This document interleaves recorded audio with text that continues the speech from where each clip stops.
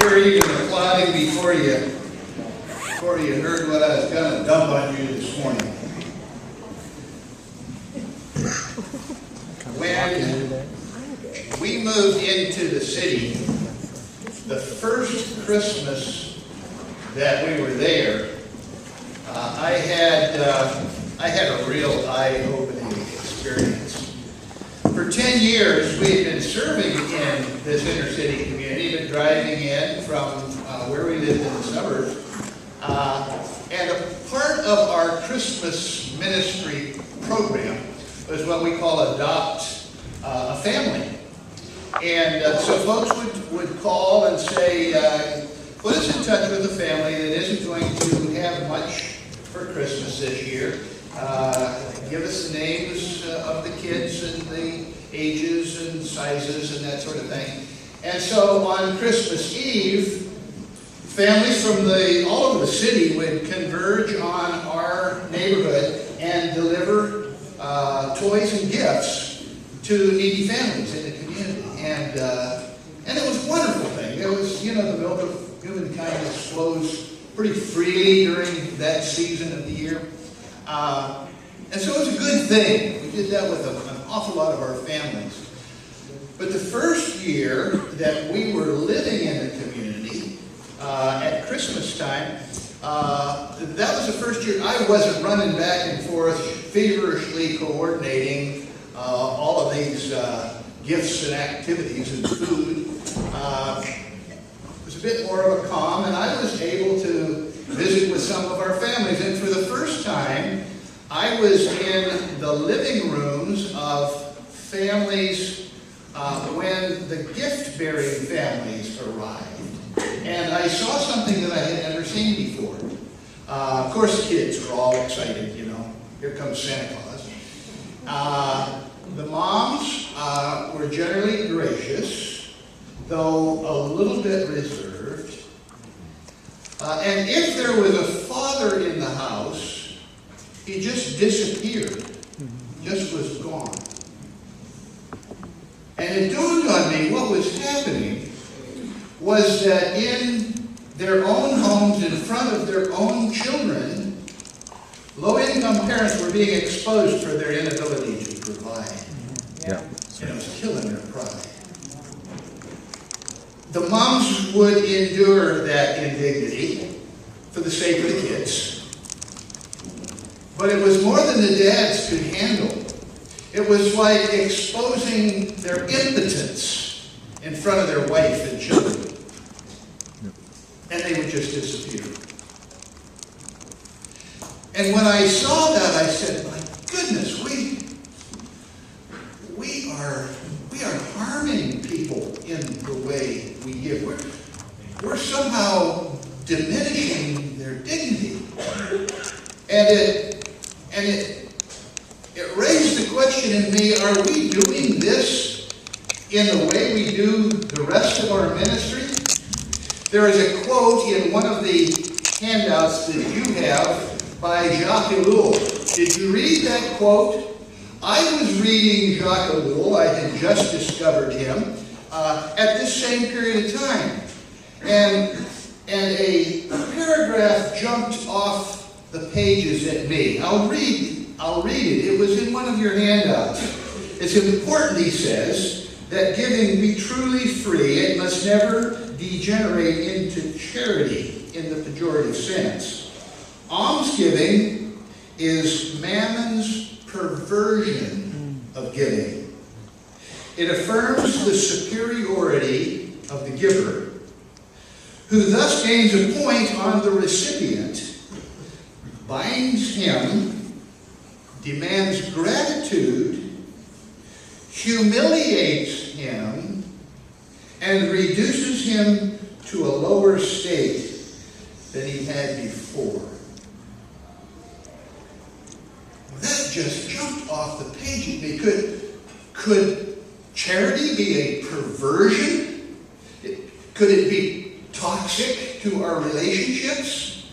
Was I guilty in my good works of reducing the state to a lower level than before I came? It It was a shattering question and insight. And it drove me to start looking at all of the different activities that we were involved in. Our clothes closet.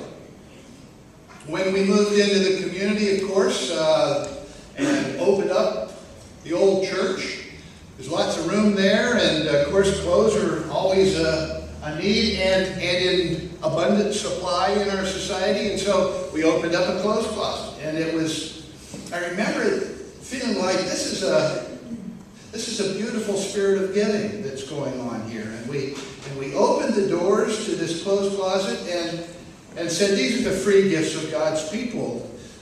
Come, and freely they have been given, freely receive. And when we opened the doors, the spirit changed immediately. Folks started grabbing and growling and stuffing as many clothes into as many garbage bags as they could balance on their shoulder, and took them out, and they were scattered all over the community, didn't have a place to try them on, and we said, boy, that's not very good stewardship.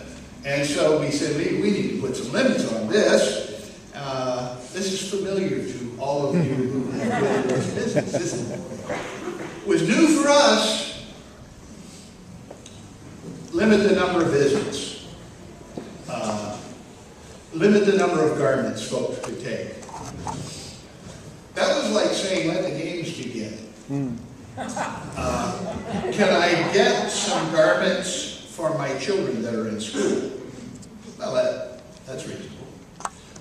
Can I get some garments for my sick uncle? You know where that's going.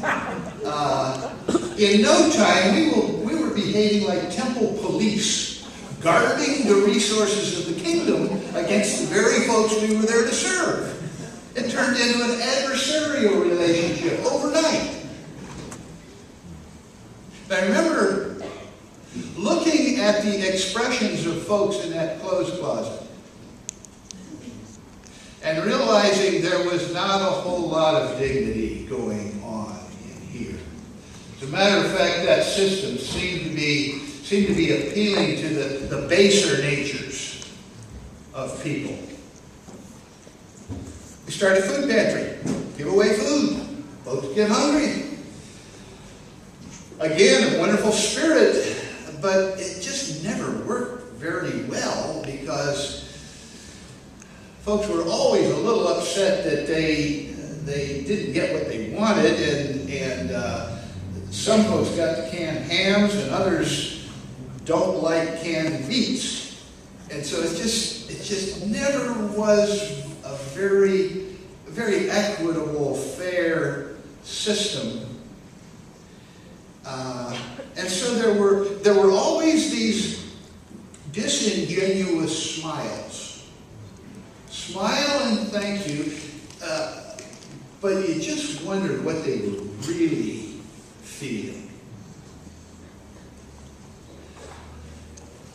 Service projects in the community. We did them all the time. You know, fix the widow's porch, come in and clean up trash, do all those wonderful things to make the neighborhood look better. I remember Virgil, my neighbor across the street, lived in a small home that volunteers had built. We were sitting on my front porch when a white van, a 14-passenger van, went up the street, and these energetic young people were peering out the window, looking at what was going on in the community. And Virgil said to me, I just hate it when those volunteers come. I said, really? I said, volunteers built your house, Virgil. He said, I know it. He said, but I just hate it. He said they treat you nice, but they don't even know when they're insulting you. Like the lady he was telling me, he said, like the lady in my house that commented how neat and clean our house was. It's supposed to be a compliment. He said, I know what she's saying. She's expected us, poor poor people to live in trash. And the lady said how well-behaved and smart my children are. It's supposed to be a compliment. He said, I know what they're saying. Poor kids are supposed to be rowdy and dumb. He said, I just hate it when they come. Mission trips. We were doing all kinds of wonderful trips to wonderful places, both through my church and other folks on staff, friends. We all do mission trips. I remember sitting with the executive director of Opportunity Nicaragua, a banker who was running this micro-lending organization, a Nicaraguan himself. You know, micro-lending, little small loans to peasant people that help them build their little businesses and enterprises. It's a wonderful strategy. And I wanted to know, how are you working with the churches? And he kind of skirted the issue. And I came back to it. I said, Juan, how's the church fit into this micro-lending strategy? And he said, well, I'll tell you. He said, there are whole sections of Nicaragua where we can't do any micro-lending at all. He said, those are the sections where there is a predominant influence of church mission trips. U.S. churches coming down here and joining up with our local churches. And he said, the folks from those communities say, why do we want to borrow money when we get it given to us? He said, they're turning our people into beggars. It's just destructive to our society. Well, I want to tell you that Jacques Ellul startled me and greatly disturbed my spirit, to the point where I started examining every kind of charity that we were engaged in. It affirms the superiority of the giver, Ellul says. And in all honesty, I had to admit that I really did enjoy being in the giving position. It's clearly a superior position. I had control. I had resources. And there was something very satisfying to the ego about being in that role. And of course, that was all cloaked with humility. So I appeared to be a very, very humble servant. Boy, did I enjoy being in that role. Jesus said, it is more blessed to give than to receive. And I realized I was reserving that blessed position for myself rather than enabling those I was supposedly serving into the joy of giving.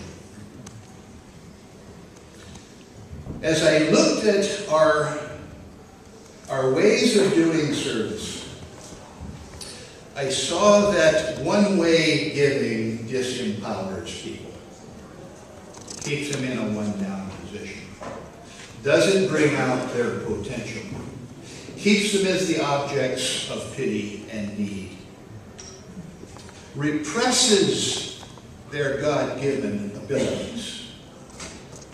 One-way giving. Here's what I found out. One-way charity does this. It's progressive.